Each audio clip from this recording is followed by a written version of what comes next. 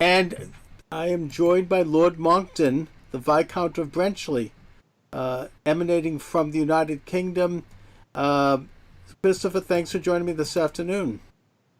It's a pleasure to emanate in your direction.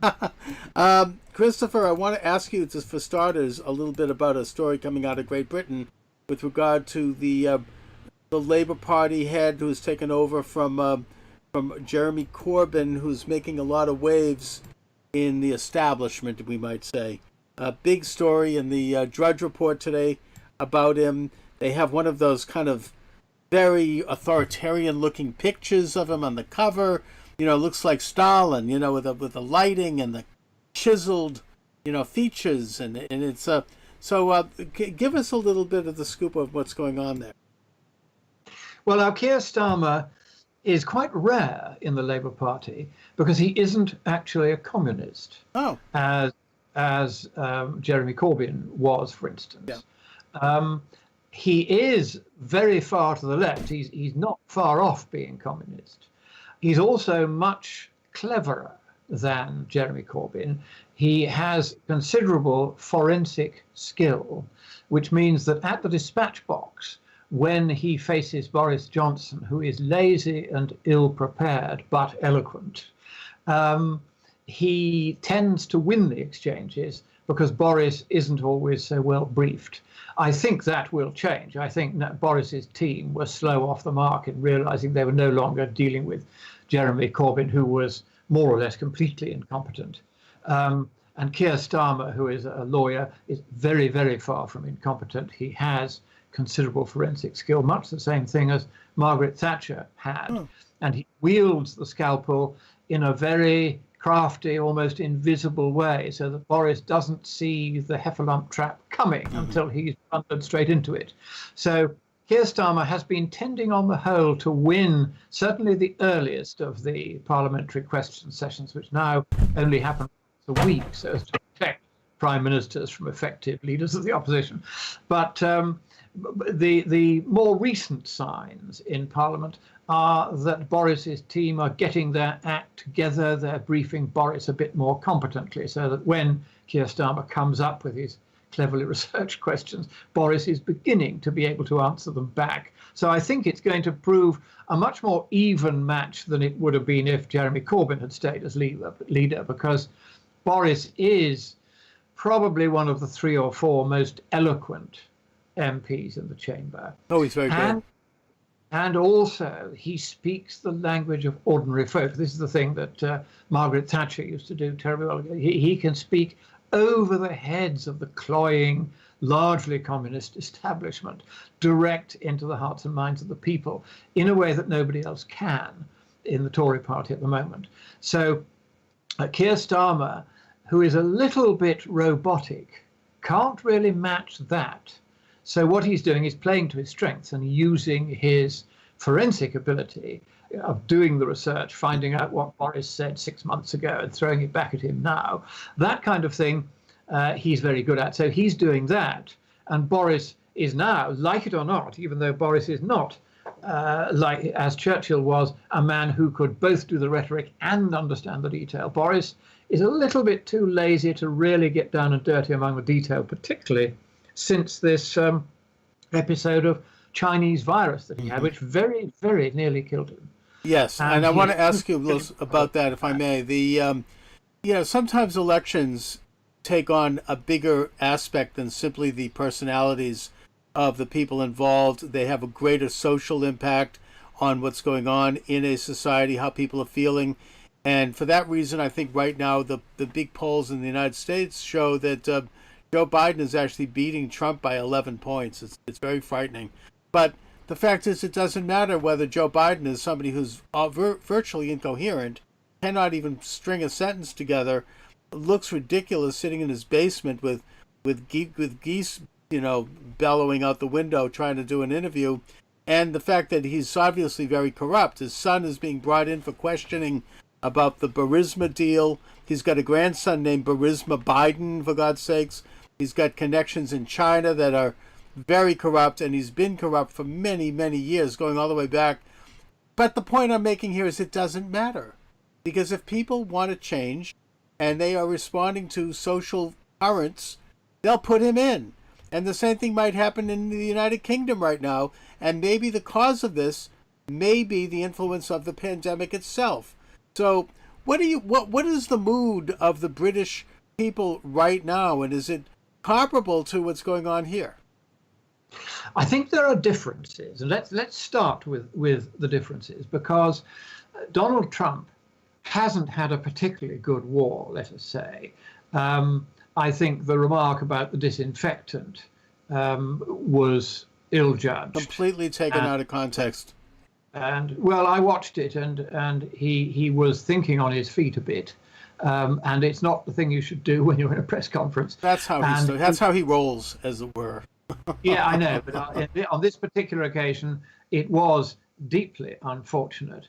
Funnily enough, he may be righter than a lot of his own experts realize. There are certain classes of disinfectant which are manufactured in the body, and which, if taken in much larger quantities than the body would normally manufacture them, are very powerful specifics against many, many kinds of infection, including specifically respiratory bacterial infections, which tend to come in opportunistically if you get the Chinese virus, which of course isn't a bacterium, it's a virus, but it lets these opportunistic bacteria in. And there is a particular class of disinfectants which you can take orally. You don't have to inject them. And you must do it preferably under medical supervision. Of course. And that is quite likely to I'm having this investigated in Australia at the moment. That is quite likely to make some sort of a contribution to this. So he wasn't entirely wrong, but unfortunately, the way it came across, where it was clear he was thinking on his feet, hadn't thought through it, didn't know what I've just told you, he's now become something of a laughingstock. And of course, the Markstream media, you look at, in particular, MSNBC, have been running daily personal attacks on him. Well, they've been doing that since day one. I mean, it's... And what is interesting is that those attacks, until now, haven't really worked. He's retained, until this pandemic came along, really a very high popularity rating. The edge has come off that now. And this is a big change. Whether it is a sea change or simply a going out of the tide that will come back in again is hard to read at the moment. However, if Mr. Trump wants to recover the position, I think he's going to have to do what Boris Johnson, after a fatal month of dithering, finally did, which is to lock down the country properly for a few weeks till you've got the growth in the infection under control, and then relax the lockdown in an organized way. And if Trump gets on top of this, I suspect that his ratings will come up again. Boris, you see, is in a different position. We've got just about the highest number of deaths per head of population anywhere in the world. I think Spain is above us. Italy, by 2 days' time, won't be above us. And I think Belgium is above us. And that's about it. The rest of the world has managed to deal with this virus much more successfully than Boris did, because he was very, very late to take it seriously. And always, if you're dealing with a pandemic, the faster you act, the less you have to do, the less it costs, and the more effective it is. And none of his advisors understood these basic facts of epidemiology, including the epidemiologists, who are still to this day maundering on about R0, the rate at which the virus infects different people. There's no single answer to that question. It's not a useful number when you're in the middle of a pandemic. What you want to know is how quickly it's growing, and then how much you've got to do to interfere with its spread until you've got it under control. And that's a different number altogether. So we were let down very badly, first of all, by China. And Mr. Trump is doing much better than Boris is in pointing out that China is the origin of this virus. It is, in my view, very likely now to have come out from that laboratory in Wuhan. Not, I think, because they were trying to produce a weaponized virus, that is what they did by mistake, but because they were trying to produce a virus that could more easily infect human blood so that they could find vaccines against these classes of virus that come out of bats. I mean, there's one cave in Yunnan province, for instance, where the virus that was the basis for the virus that's now circulating originally came from, in which there are more bats in that one cave, all carrying these hideous viruses, than there are humans on Earth. And so this is a big problem for China. That's why China's been researching. What a nightmare. And so they were not confident. What happened was there was a graduate student working at using the vial bat blood and urine infected with the Yunnan coronavirus, which is about 95.6% identical to the coronavirus that's now circulating. And the container was breached, and there was supposed to be a detonator on it which would vaporize it if that happened. The detonator failed. She was infected, and I think she was patient zero. She has now been disappeared by the Chinese regime. They say she's all right, but they won't let anyone talk to her. Nobody knows where she is. And her photo and her bio and her doctoral thesis have all disappeared on the website of the place in Wuhan. Now, Mr. Trump is getting all material from his intelligence services. He may, if he's really up to date, have also got the latest intelligence, which is that as far back as mid-October, the area around the Wuhan laboratory, for about 2 or 3 miles in all directions, ceased to have any mobile phone traffic at all. Now, what I suspect happened, from tying that up to a case report which appeared in one of the medical journals about an outbreak of infection in Wuhan, in that area, in mid-October, is that was when this containment breach occurred. And ever since mid-October, the Chinese Communist Party, and it's the military that runs this laboratory in Wuhan, incidentally, I bet you didn't know that, they've known since mid-October that this virus can transmit from human to human. And they did not admit that until mid-January.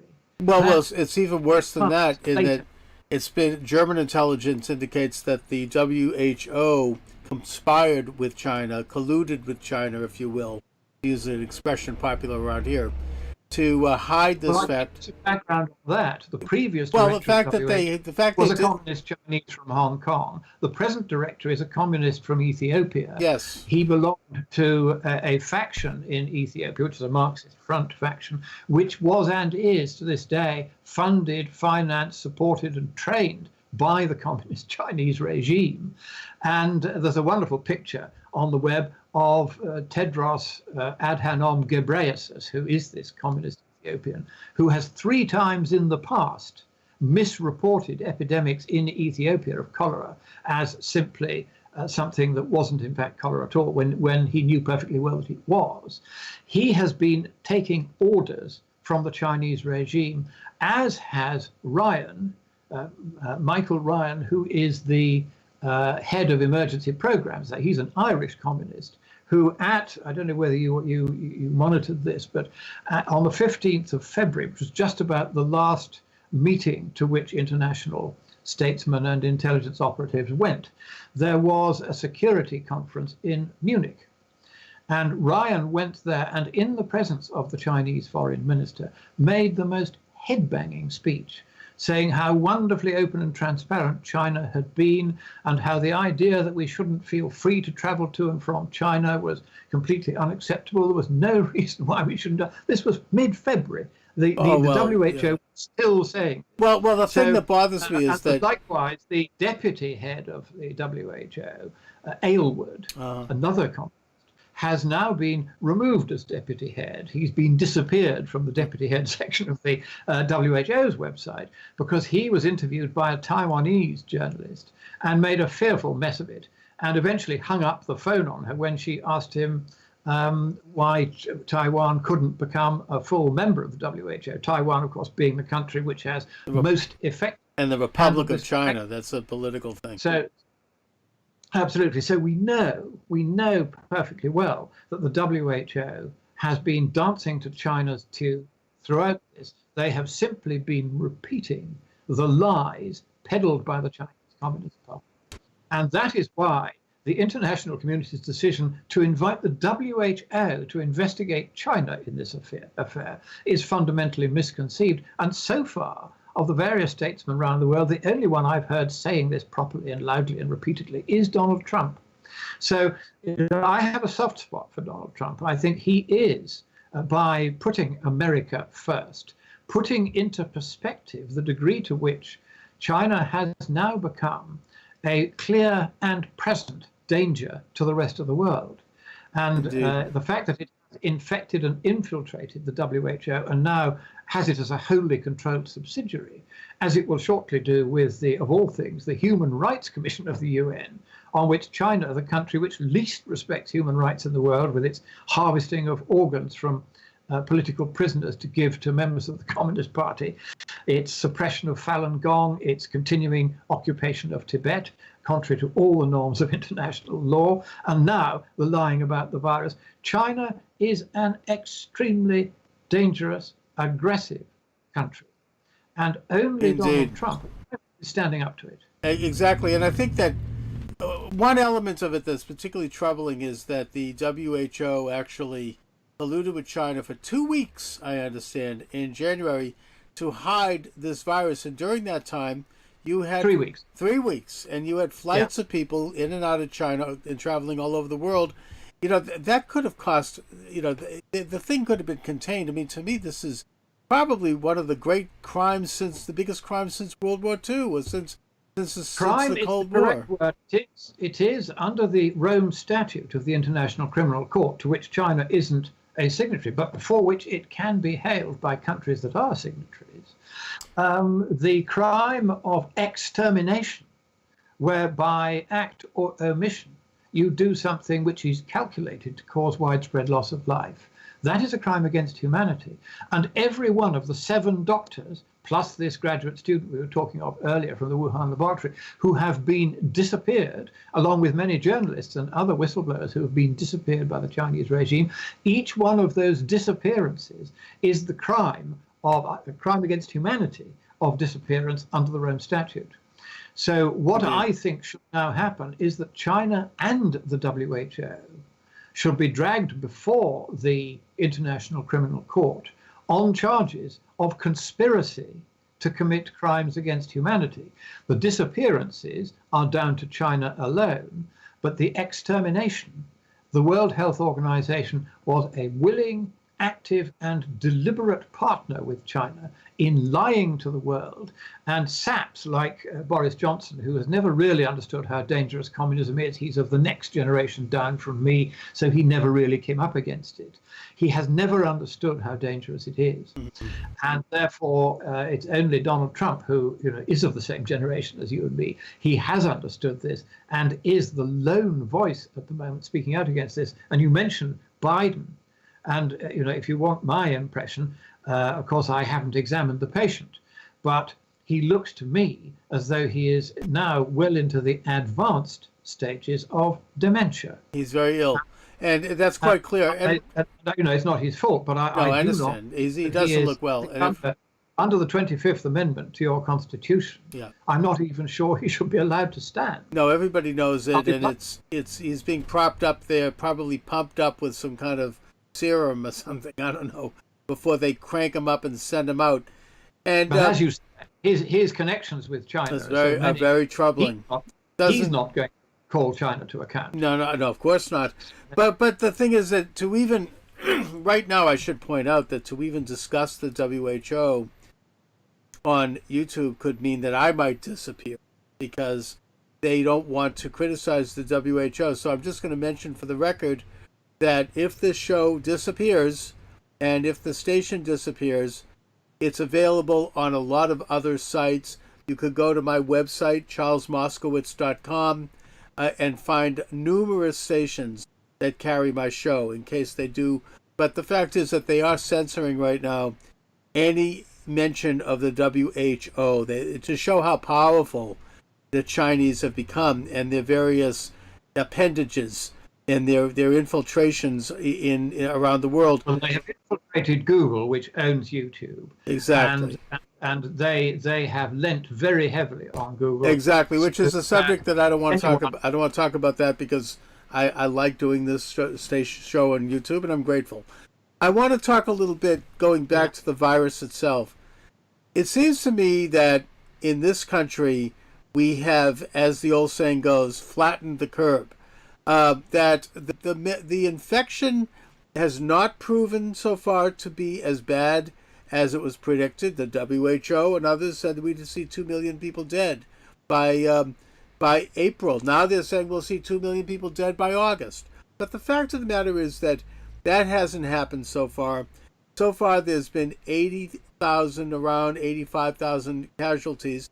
The vast majority of whom are over 80 and who are in nursing homes. Others who have been affected are people who have conditions such as they're in poor health. They're obese. They've got blood pressure problems that are undetected. They might have diabetes that's undetected.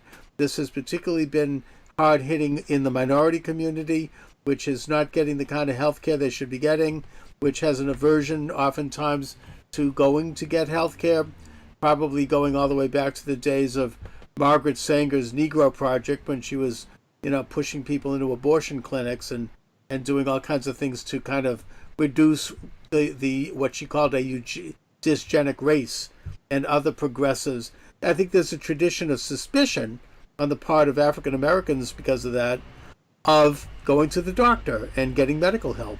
And the result is that you have people who are more vulnerable to this terrible virus. Now, the point I'm making here is that the vast majority of people who have been infected by the virus, and we're finding out more about that with testing, and that's maybe at most 1% of the population, that it's completely asymptomatic or they have a mild flu-like situation where they stay home for 2 weeks.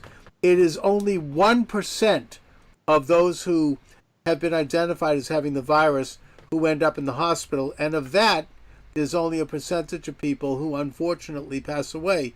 And in this country, they have done a terrible job, at least on the state level, of protecting the elderly and protecting people in nursing homes. And I'll just give one quick example here. The governor of New York, Andrew Cuomo, signed an executive order in, I think it was either February or early March, mandating that hospitals releasing people with active cases of COVID-19 who could not go anywhere else would be sent to nursing homes. Can you imagine that? That's like genocide. I mean, they're putting people in the nursing homes where they're supposed to be protecting people. And as a result, you have thousands of deaths. Now, here in my own state of Massachusetts, they don't do that, so there's no excuse. In Massachusetts, we have hotels that the state rents in Greater Boston, where if someone is discharged from a hospital with COVID-19 and they don't have proper lodging, they are sent there where they're taken care of until they get better. So there's no excuse for this. And this is really a large percentage of people who have passed away. Now, the reason I'm bringing this up is because I am wondering, because you mentioned that Donald Trump needs to get on the shutdown. I'm wondering if we haven't passed the curb. I'm wondering because now you have all 50 states to varying degrees are beginning to open up. And I've noticed that there's a political component to this in that the so-called red states, the more conservative states, the more freedom-oriented states, and more conservative people are tending to want to get back to work. They want to get back to normalcy to a certain degree. Obviously, no one wants to catch this disease, so we're protecting ourselves. Whereas you have the more communistic blue states, where that these governors have gotten a taste of the authority that's associated with the virus. And as a result, a shutdown, which really probably could have lasted only 2 to 3 weeks, they now want to extend this thing for the rest of the year. And they have these extremely ridiculous and utterly arbitrary and irrational laws. I mean, in New York, for example, you could walk on the beach, but only on the wet part of the beach. You can't walk on the dry sand. Or they've got, in Michigan, you can't buy bird seed, in a supermarket, but you can buy liquor and lottery tickets. I mean, they've gone crazy. I mean, it's showing their true nature. Now, I don't know how this is going to translate in the fall. Let me try and help you out with this, Yes. because I've spotted your question at the beginning of the 15 minutes you took to ask it. That's all right. We're both a bit windy here, you know. And the question you're really asking is, given the fact that if you are under 60, your chance of dying of this is less than if you got flu, is there any need to lock down the under 60s? To which the answer is, not only is there no need to lock down the under 60s, it is time to say to all the under 60s, you can travel about without restrictions, save in one respect that I'll come to.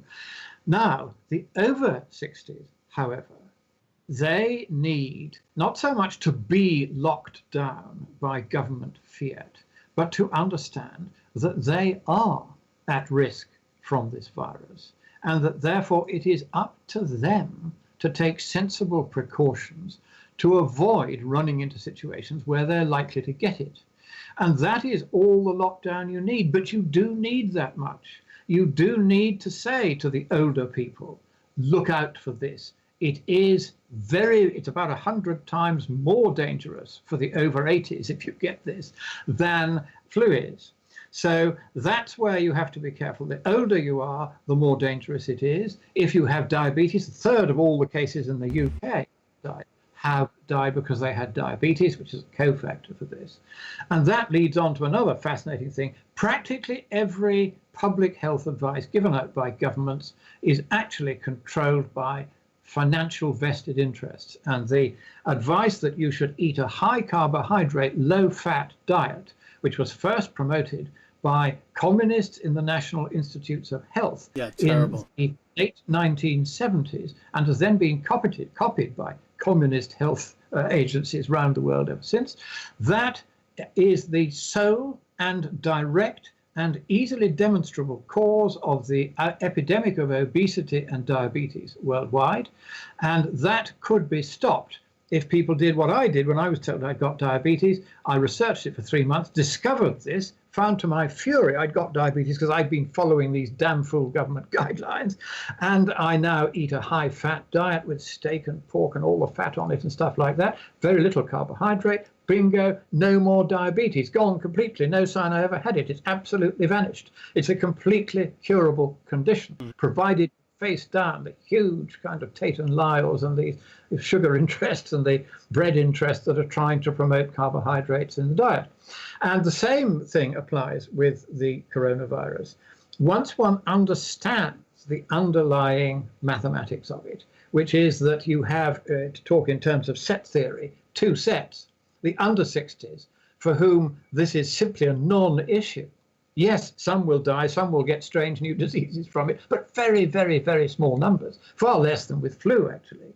Whereas the over 60s, they are in a completely different category of risk. That's just the nature of this particular thing. To be fair to governments like that of Donald Trump, and to be fair even to the likes of Cuomo, this was not well understood at the outset. These are things one learns as one goes along. But now that we have learnt it, and this is the important thing, now that we know that you're dealing with two different mathematical sets, the under 60s and the over 60s, to whom very, very different mathematics applies, you can and should immediately unlock the world for the under 60s and say, travel about, go to raves, attend 100,000 strong parties. It doesn't matter. You'll all get it. So what?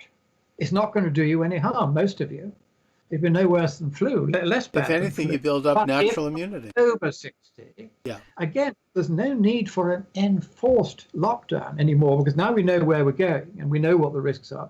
All that governments now need to do is simply to say to the over 60s, particularly those with the comorbidities you talked about, they must be careful, look to their own interest. And of course, we can no longer discharge patients straight from hospitals into care homes where they're going to give it to everybody else. And that had to be learnt If we'd known that at the start, of course, we wouldn't have done it. We didn't know it at the start. So people all around the world, even the Swedes, made that mistake, and they didn't even lock down at all.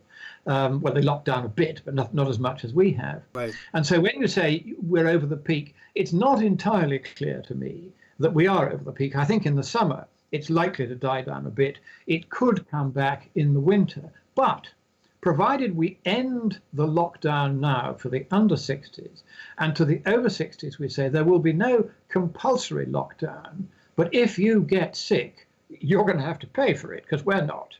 Then I think you leave it to the responsibility and common sense of the over 60s. You know, I locked myself down here about a month before Boris kind of woke up to the fact that this needed to be done, because I saw it coming. I saw it was dangerous for the elderly, and certainly by the end of February, pretty much one knew that.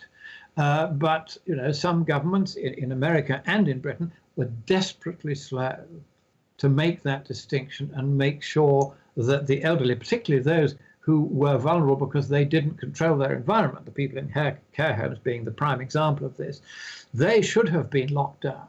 And they should have been locked down by the end of February at the very latest, and they weren't. And so that goes back to my original point. You have to lock down early because then it's effective. And now we still have to lock down those who are vulnerable and elderly. But everybody else, those who are elderly but not vulnerable, like you and me, we can get out and do our thing, provided we are common sense and careful about it. Yes. And provided we understand that if, by going about, we catch it, we can't go rushing to the government and saying, oh, it's all your fault. It's our fault if we catch it. And I think that's the approach that should, and indeed, I'm going to put it as strongly as this, must now be taken. Yes, you do have to have an effective lockdown of the vulnerable elderly. For the elderly who are not vulnerable, you tell them they've got to take their own precautions, but that doesn't involve mandatory rules. As far as the under 60s are concerned, open the floodgates, let them have their meetings, let them have their sport, let them go to their raves, let them have their parties on the beach. It doesn't matter, provided they treat us elderly folk with respect by keeping an appropriate and careful distance. And provided they do that, then this thing becomes history more or less overnight. And the economic damage being done by this crazy, universal, non-discriminatory lockdown can be brought to an end, because the economic cost of the communists in the blue states sort of longing to regulate forever is absolutely enormous, and is intended to be so. The Democrats hate prosperity because people who are prosperous vote Republican. They love to create poverty because people who are poor are stupid enough to vote communist. Well, this is exactly what I was also getting at previous, and that is that because there is a political breakdown in this country with the so-called red states, or those of us who are more conservative or more patriotic, we want to see things get back to normal. We want to protect. That's a very important distinction. And whereas the blue state types, they want to run the thing all the way to the election. I think that it was Eric Trump who accurately, he's been attacked for it because he was right. He says they'll run it right up to the election, and then the next day they'll drop it. I've seen that happen in the past with the left. They'll run a scandal, like right up to an election, and then the next day it's gone. But I think that could backfire in a big way, because if the red states do open up and things don't come back the way they thought, things do get back to normal, people start making money, people start going back out, then they're going to prosper, and then people in the blue states are going to have a rebellion. I mean, you're not going to get the hardcore communists. They'll go down with the ship. I mean, but your average liberal. Watch Georgia on this one, because Georgia has decided to unlock only 3 weeks after locking down. They were last to lock down, and then they thought, sod this for a game of soldiers, we're going to unlock. But if you go onto the governor of Georgia's website, I've not seen a better one anywhere in the world for how well organized it is in saying If you come in the at-risk categories, you've got to keep yourself separate from everybody else. Right. If you're under 60, you can pretty much do what you like. And, very careful advice is being given, very clear advice is being given. And I've been watching the numbers in Georgia, and there hasn't been this huge surge in cases that the left were hoping would happen, because the governor's thought it through. He's done the maths. He's realized there are two different sets we're dealing with here, the elderly and the young, and he's acted accordingly. And so if Mr. Trump wants to win this election, and I hope he does, because the cost of having some nitwit like Biden in charge would be unendurable. Okay. It's really important he should win it. The important thing for him to do now is to work very closely with the Republican governors, learn from them how you can unlock, and then put more and more and more pressure on the blue states and say to them, come on, guys, you're keeping your working people who want to go back to work and earn their living. You're stopping them doing so because you love to do central control, whereas we in the Republican states are letting everybody out again, and we're not seeing vast surges in cases. That's the game I would play, because then the workers who won it for Trump last time, the people like the miners in West Virginia who turned out in enormous numbers for Trump, having previously voted Democrat. These Rust Belt workers who are already rightly suspicious of the Democrats, just as the people in the north of England, the metal bashers of Scunthorpe, all turned out and voted Conservative for the first time in their lives.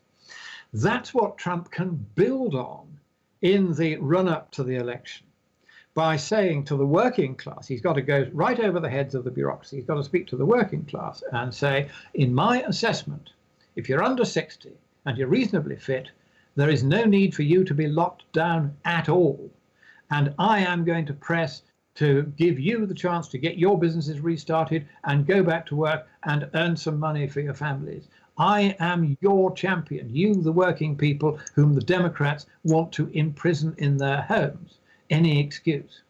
And I think that message will resonate very, very strongly with the working class, just as his message to them did last time, that he was going to bring manufacturing back from places like China. And at last, a lot of the chattering classes are beginning to realize that it's not just a matter of getting the jobs back into the Rust Belt states, it's also the strategic importance of being able to make sufficient quantities of elementary things like gowns and masks and gloves to protect healthcare workers from catching the damn virus from their patients. Now that people understand you have to keep a manufacturing capacity back in the Western countries such as America, and the workers are expecting that Trump will do that, this is a priceless opportunity for him and for Boris Johnson, if he weren't so in hock China, to come out and say, right, we are going to break with China. We're going to bring back our manufacturing from China. This is already beginning to happen anyway, but he can accelerate it and be seen as the agent of it. And the working class throughout America that always voted Democrat in the past and began not to at the last election could yet be brought to come and vote for him in droves, far more even than they did last time. That would be my advice to Mr. Trump if I were advising him on this election. He can win this and win it big. And I wouldn't worry terribly much about the opinion polls at this stage. Hillary Clinton was 8 points ahead at this stage. No, exactly. It's just a little scary. He continued to be ahead even by the time it got to the Electoral College. But the point was, Trump had gone into these Democrat states and turned them so that even though she got, I think, about 3 million votes more than he did, the way the Electoral College works, he got the victory because he targeted his campaign. It was Steve Bannon who helped him to do that, and Steve. And I think that all of her votes came out of Los Angeles, and it's very suspicious. I actually investigated this a bit in terms of how they do their voting out there and the vote harvesting and with registering illegal aliens and all the rest. But I want to get back to, I don't know if you know much about this, Christopher, but President Trump has announced a couple of days ago, he made a comment offhandedly that he is taking hydroxychloroquine.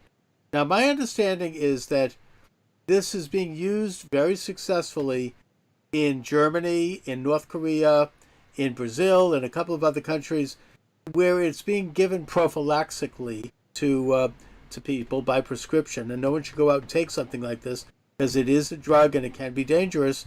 However, under doctor supervision, people are taking it who are frontline people dealing with this virus. And President Trump has been taking it for several weeks. Do you have any information about hydroxychloroquine? Yes, I do.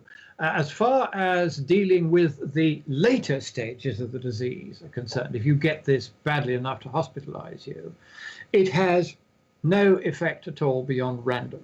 That's now been tested for in quite a large study. It was published 2 days ago, and it demonstrates, not greatly to my surprise, that in the later stages it has no effect. Okay. The jury is still out on whether it has a useful prophylactic effect.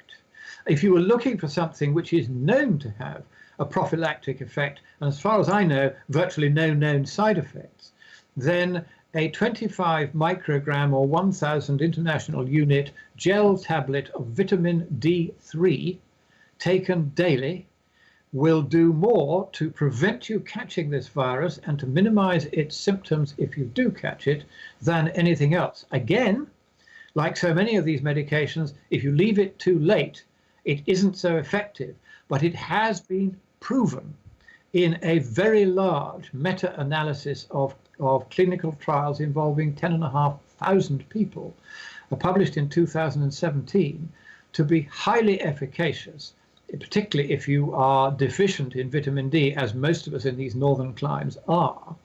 And if you're deficient in vitamin D, and you take vitamin D prophylactically, then it will reduce your chance of getting any respiratory infection, by inference, including probably COVID-19, by something like 70%. Wow. That's a very big result. Amazing. And that's the one medication that I've seen so far that I myself take, and I've been taking it for years because I discovered this about it some years ago. It's done. I haven't had so much as a cold since I began taking it. I used to get colds every year, not anymore. So that's the one thing that does work. Hydroxychloroquine, suck it and see, but only on prescription. It can cause quite severe atrial fibrillation, which is a fluttering of the heart, which you really don't want. It can kill you in the wrong circumstances. Right. Make sure you ask your doctor first. As for vitamin D, you can buy that over the counter, and provided you don't take more than the dose I've just mentioned, you'll be absolutely fine. There are no known side effects for that.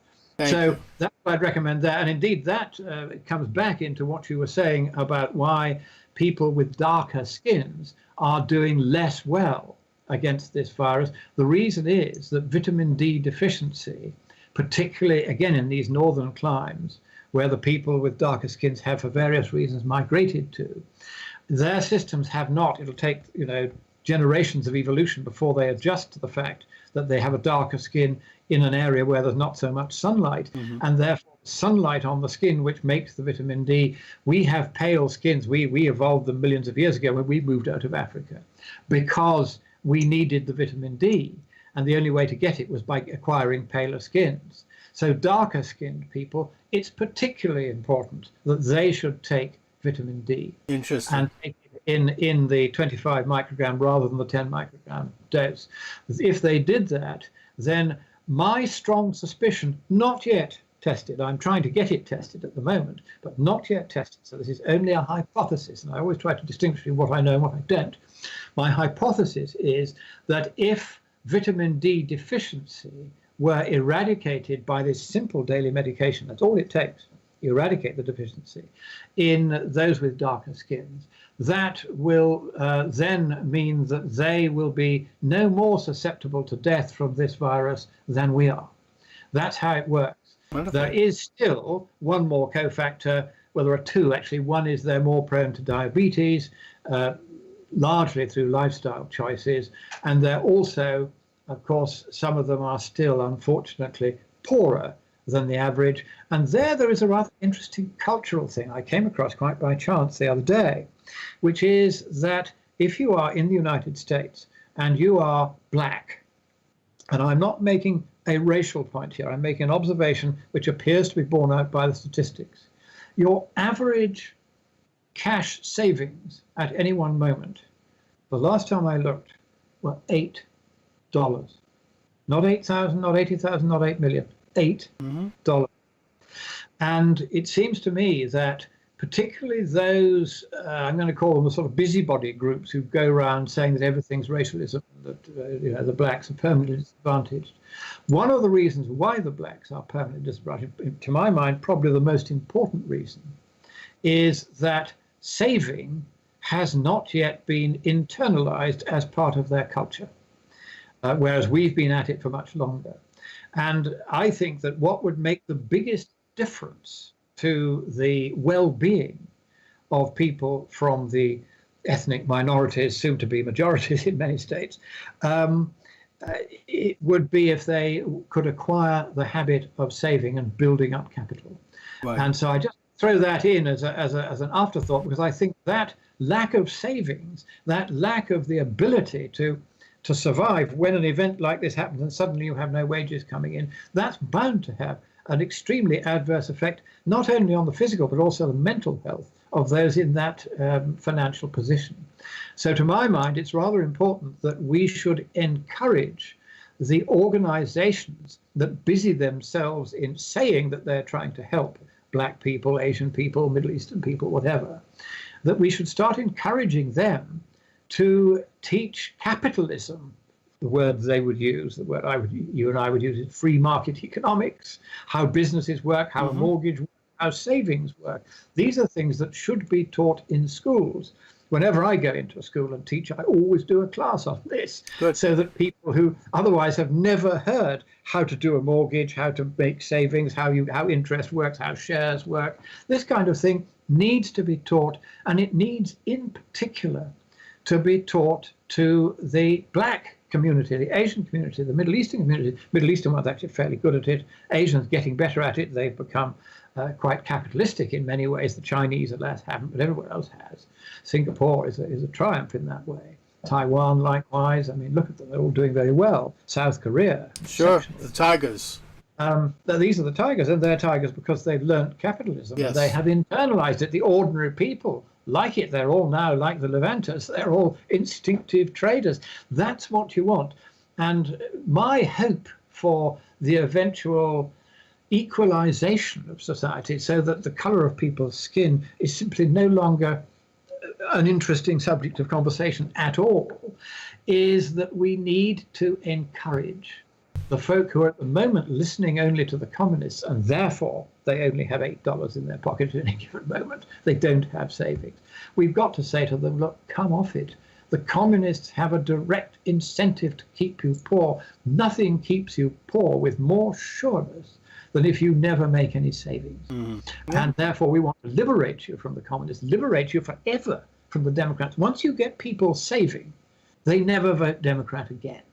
So it's this kind of thing that I've been quite disappointed that the Republicans haven't really got into this. And the reason for it is a very interesting one. Somebody very perceptive, I forget who, said the other day, the difference between the Republicans and Democrats is that the Democrats love politics and the Republicans hate it.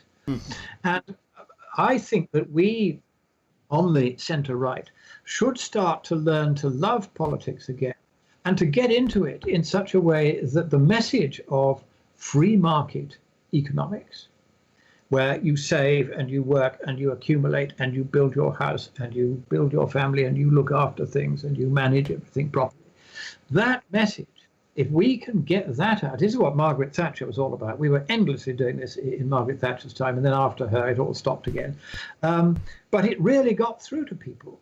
And the idea of selling, I managed to help with a policy where we sold 1 million of these publicly owned project houses to the people who lived in them.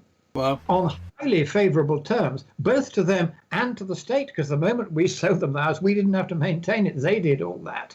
And so they ended up having a capital stake in society. And the biggest divider between whether you vote communist or whether you vote centre-right is whether you own the roof over your head. And so we, the Conservative Party, in those days, they've forgotten it all now. At this present, they're all clerks now. But we've actually believed this stuff then. And we made sure that people ended up owning their own homes, having their own bank accounts, having their savings accounts, getting shares, getting pensions that they could manage themselves. This had a dramatic effect.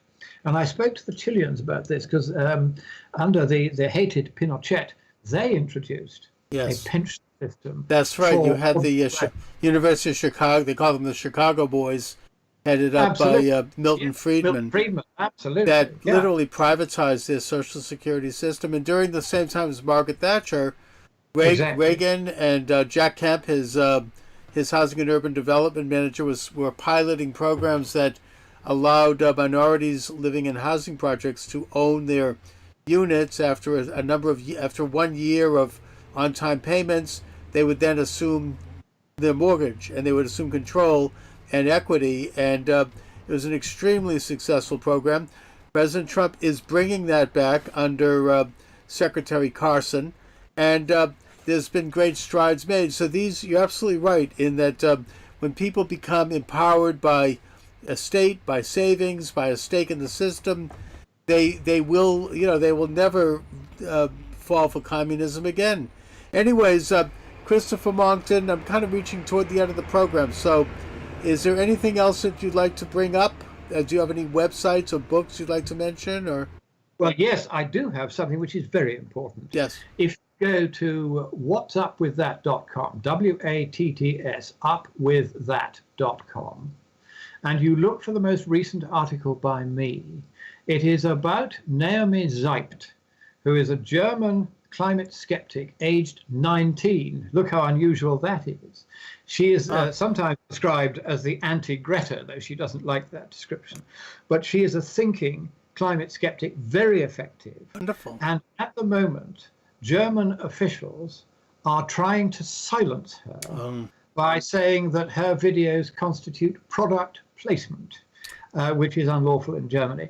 And they're threatening her with prison simply because she is posting up some perfectly innocuous videos saying that she disagrees with the German party line on the climate question. So it's I've got an appeal going for her where you donate directly to her Patreon account. And if you go to WATTSupwiththat.com, find my article, there are links at the beginning and end of that article to her Patreon account if you're willing to give sort of $10, $25 a month to keep her going, because her income has been destroyed by this action. My God, really?